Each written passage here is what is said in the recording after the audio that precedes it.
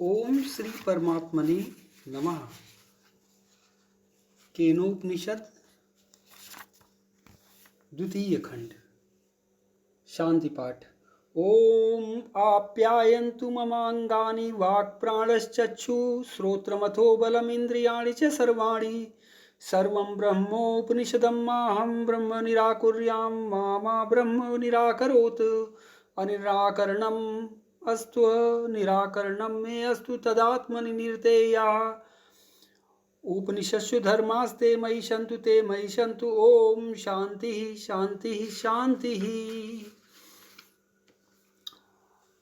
द्वितीय खंड। यदि मन्यसे सुवेदेति दभ्रमेवापि नूनं त्वं वेत्थ ब्रह्मणो रूपं यदस्य त्वं यदस्य देवेष्वथनु मीमांसेमेव ते मन्ये विदितुम्।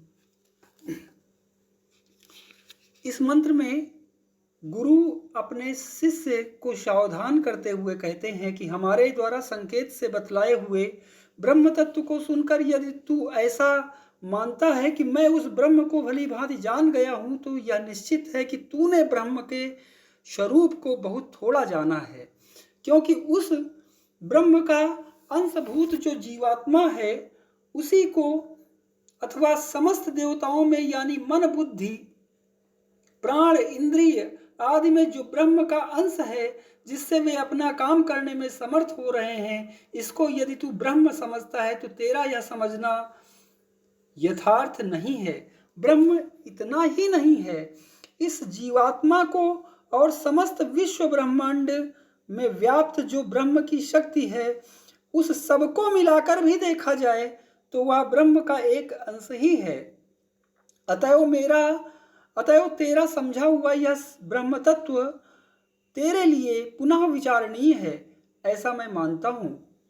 गुरुदेव के उपदेश पर गंभीरता पूर्वक विचार करने के अनंतर शिष्य उनके सामने अपना विचार प्रकट करता है। ना हम मन्ये सुवेदेति नो ना वेदेति वेद चा यो नस्तद्वेद तद्वेद नो ना वेदेति वेद चा। इस मंत्र में शिष्य ने अपने गुरुदेव के प्रति संकेत से अपना अनुभव इस प्रकार प्रकट किया है कि उस ब्रह्म को मैं भली भांति जानता हूं या मैं नहीं मानता, और ना यह ही मानता हूं कि मैं उसे नहीं जानता, क्योंकि मैं जानता भी हूं तथापि मेरा यह जानना वैसा ही है जैसा कि किसी ज्ञाता का किसी ज्ञेय वस्तु को जानना। यह उससे सर्वथा विलक्षण और अलौकिक है। इसलिए मैं जो यह कह रहा हूं कि मैं उसे नहीं जानता ऐसा भी नहीं, और जानता हूं ऐसा भी नहीं, तो भी मैं उसे जानता हूं। मेरे इस कथन के रहस्य को हम शिष्यों में से ठीक वही समझ सकता है, हम शिष्यों में से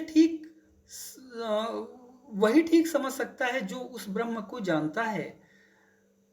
अब श्रुति स्वयं उपर्युक्त गुरु शिष्य संवाद का निष्कर्ष कहती है। यस्यामतं तस्य मतम मतम यस्य न वेद सः अविज्ञातं विजानताम विज्ञातं विजानताम। जो महापुरुष पर ब्रह्म परमेश्वर का साक्षात कर लेते हैं उनमें किंचिन मात्र भी ऐसा अभिमान नहीं रह जाता कि हमने परमेश्वर को जान लिया है। वे परमात्मा के अनंत असीम महिमा महारणों में निमग्न हुए यही समझते हैं कि परमात्मा स्वयं ही अपने को जानते हैं। दूसरा कोई भी ऐसा नहीं है जो उनका पार पा सके। भला असीम की सीमा ससीम कैसे पा सकता है। अतएव जो यह मानता है कि मैंने ब्रह्म को जान लिया है, मैं ज्ञानी हूँ, परमेश्वर मेरे ज्ञेय हैं, वह वस्तुतः सर्वथा भ्रम में है, क्योंकि ब्रह्म इस प्रकार ज्ञान का विषय नहीं है, क्योंकि ब्रह्म इस प्रकार ज्ञान का विषय नहीं। जितने भी ज्ञान के साधन हैं उनमें से एक भी ऐसा नहीं जो ब्रह्म तक पहुंच सके। अतएव इस प्रकार के जानने वालों के लिए परमात्मा सदा अज्ञात है। जब तक जानने का अभिमान रहता है तब तक परमेश्वर का साक्षात्कार नहीं होता। परमेश्वर का साक्षात्कार उन्हीं भाग्यवान महापुरुषों को होता है जिनमें जानने का अभिमान किंचित भी नहीं रह गया है। प्रतिबोध विदितम मतम अमृतत्वम ही विंदते आत्मना विंदते वीर्यम विद्या विंदते अमृतम। उपर्युक्त वर्णन में परमात्मा के जिस स्वरूप का लक्ष्य कराया गया था उसको भली भांति समझ लेना ही वास्तविक ज्ञान है, और इसी ज्ञान से परमात्मा की प्राप्ति होती है। परमात्मा का ज्ञान कराने की यह जो ज्ञान रूपी शक्ति है या मनुष्य को अंतर्यामी परमात्मा से मिलती है। मंत्र में विद्या से अमृत रूप पर ब्रह्म की प्राप्ति होती है। यह इसलिए कहा गया है कि जिससे मनुष्य में पर ब्रह्म पुरुषोत्तम के यथार्थ स्वरूप को जानने के लिए रुचि और उत्साह की वृद्धि हो। अब उस ब्रह्म तत्व को इसी जन्म में जान लेना अत्यंत आवश्यक है, यह बतलाकर इस प्रकरण का उपसंहार किया जाता है। इहि चेद वेदीदथ सत्यमस्ति न चेदि हा वेदिन महति विनष्टिः भूतेषु भूतेषु विचित्य धीरा प्रेत्या स्मा लोकाद अमृता भवन्ति।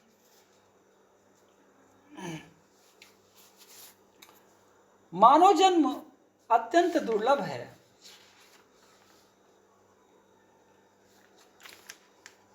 इसे पाकर जो मनुष्य परमात्मा की प्राप्ति के साधन में तत्परता के साथ नहीं लग जाता वह बहुत ही भूल करता है।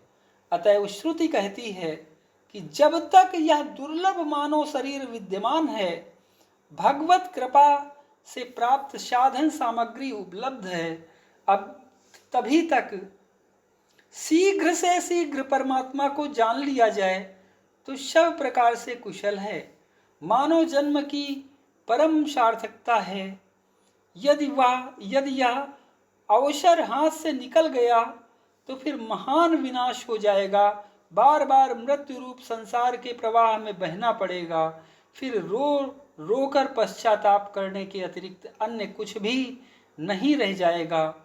संसार के त्रिविध तापों और विविध सूलों से बचने का यही एक परम साधन है कि जीव मानव जन्म में दक्षता के साथ साधन परायण होकर अपने जीवन को सदा के लिए सार्थक कर ले।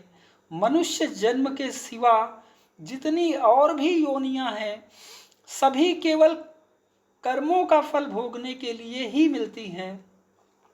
उनमें जीव परमात्मा को प्राप्त करने का कोई साधन नहीं कर सकता। बुद्धिमान पुरुष इस बात को समझ लेते हैं और इसी से वे प्रत्येक जाति के प्रत्येक प्राणी में परमात्मा का साक्षात्कार करते हुए सदा के लिए जन्म मृत्यु के चक्र से छूटकर अमर हो जाते हैं।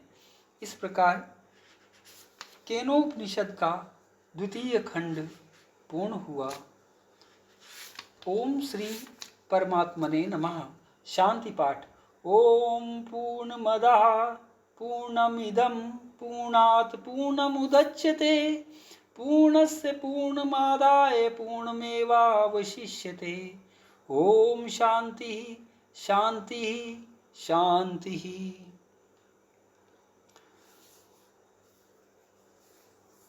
उपनिषद, वेद और अन्य ग्रंथों के वाचन का मेरा जो उद्देश्य है वो है इनके ज्ञान को जन जन तक प्रसारित करना। मैं यह प्रयास नियमित रूप से करने का प्रयास करूँगा। यदि आप नियमित रूप से मेरे इस वाचन किए गए वीडियो को प्राप्त करना चाहते हैं तो बेल आइकन को छू करके सब्सक्राइब करें। धन्यवाद।